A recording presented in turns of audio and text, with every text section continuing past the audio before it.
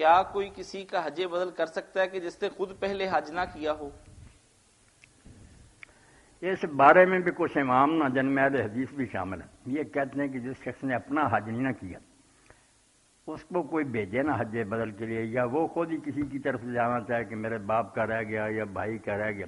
حج بدل انہیں کا ہوتا نا جن پر حج کسی وجہ سے فرض تھا، مالدار تھے یا انہوں نے منت مانی تھی مگر مر گئے، یا بیماری کی وجہ سے اب جا نہیں سکتے، یا بڑھاپا زیادہ آ گیا، تو ایسے لوگوں کو پھر وہ قرض بن جاتا نا، وہ حج ان کے ذمے ہے، وہ معافی نہیں ملتی جب تک وہ خود نہ کریں یا ان کی یا کوئی نہ کرے۔